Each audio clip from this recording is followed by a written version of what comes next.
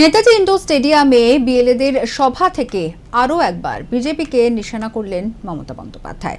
নির্বাচন কমিশনকে কাজে লাগিয়ে ভোটার তালিকা থেকে নাম বাদ দেওয়ার চক্রান্ত করছে বিজেপি এবং সোমবার সভা থেকে ফের সরব বাংলার মুখ্যমন্ত্রী। একই সঙ্গে নাম না করে নিশানা করলেন কেন্দ্রীয় স্বরাষ্ট্রমন্ত্রী অমিত শাহকেও। গায়ের জোরে যে কাজটা করতে 2 বছর লাগে সেইটা মাত্র 2 মাসে করতে হবে, যাতে গভর্নমেন্ট আগে থেকে 6 মাস কোনো ডেভেলপমেন্টের কাজ করতে না পারে। বিজেপি, তুমি আমাদের সাথে কোনো কিছু খেলে পারবে না।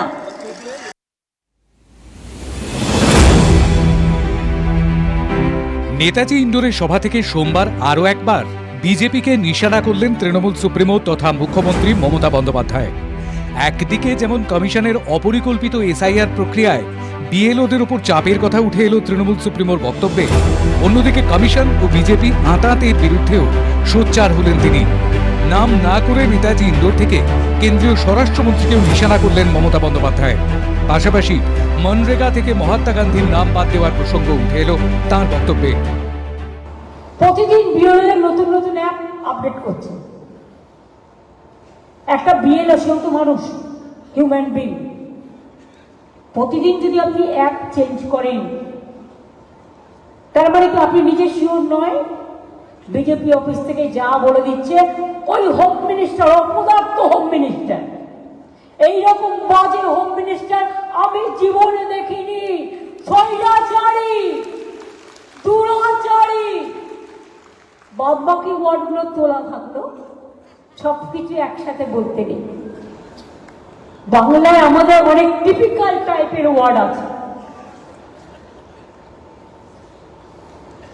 তিনি টোটালটা কন্ট্রোল করছেন, প্রধানমন্ত্রীও কন্ট্রোল করেন। আমার ডাউট আছে প্রধানমন্ত্রীকে উনিই কন্ট্রোল করেন,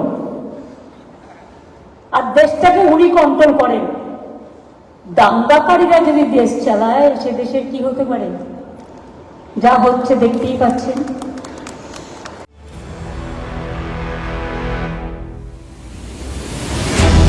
গত শনিবারই বর্ধমান স্টেশনের রেলের পার্সেল ভ্যানে করে বিহার থেকে নিয়ে আসা হয়েছে 55টি মোটর বাইক।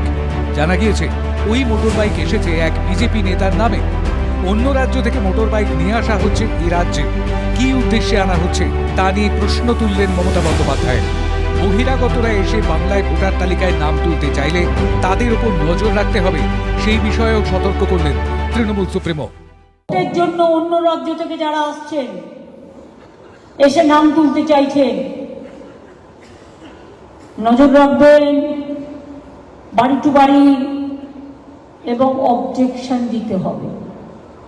বিজেপি আমাদের লোকেদের নামে অবজেকশন দিয়ে অনেক নাম কেটেছে,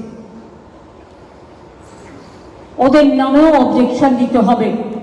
শুনুন, কালকে আমি দেখলাম বর্ধমানে বিহার থেকে 50টা বাইক নিয়ে এসছে, বিহারের নামে রেজিস্ট্রি করে বর্ধমানে ঢুকেছে। লজ্জা, ঘৃণা, ভয় 3 থাকতে নয়। একটা কান না থাকলে, 2টো কান থাকলে একটা কান কাটার ভয় থাকে, আর যাদের 2টো কান কাটা তাদের আবার কান কাটার ভয় কি? বিহারের মাফিয়াদের নিয়ে এসে ডবল বুলেট কিনে দিয়ে ব্যালট নেওয়ার জন্য। সামনেই বিধানসভার নির্বাচন, তার আগে আরও একবার নেতাজি ইন্ডোরের মঞ্চ থেকে স্লোগান তুললেন তৃণমূল সুপ্রিমো তথা বাংলার মুখ্যমন্ত্রী মমতা বন্দ্যোপাধ্যায়। বিজেপিকে শূন্য করে দেওয়ার ডাক দিলেন বিএলএদের নিয়ে সভায়। বললেন 26-এর নির্বাচন বিজেপির বিসর্জন। আর এতগুলো মানুষ মারা গেল, তাদের জীবনের কোনো দাম নেই। আর কত যাবে প্রাণ? আর কত দিতে হবে বলিদান? আর কত যাবে বাংলার সম্মান? আর কত যাবে বাংলার অসম্মান? কতবার বিশ্বকবিকে অসম্মানিত হতে হবে, গান্ধীজিকে অসম্মানিত হতে হবে, নেতাজিকে অসম্মানিত হতে হবে, রাজা রামমোহন রায়কে অসম্মানিত হতে হবে, মাধবমণিকে অসম্মানিত হতে হবে, বিদ্যাসাগরকে অসম্মানিত হতে হবে, বাংলা ভাষার অস্মিতাকে অসম্মানিত হতে হবে।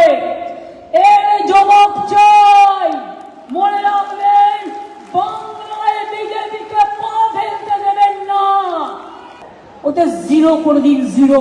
আমার জীবন, আমার সংগ্রাম যদি একটু আপনারা সম্মান জানান, মানুষের জন্য সংগ্রাম একটু যদি সম্মান জানান, এই লড়াই আমাদের বাঁচার লড়াই, এই লড়াই আমাদের জিততে হবে। আর বিজেপি আর সাম্প্রদায়িক শক্তিকে উপকার করতে হবে, বাংলা থেকে বিদায় করতে হবে। 26-এর নির্বাচন বিজেপির বিসর্জন, 26-এর নির্বাচন বিজেপির দলাদের বিসর্জন। নেতাজি ইন্দোরে দলীয় কর্মী সমর্থক ও নেতৃত্বের জন্য 26-এর বিধানসভা ভোটের সুর বেঁধে দিয়েছেন Trinamool supremo Mamata Bandyopadhyay. Bureau report, Bangla channel.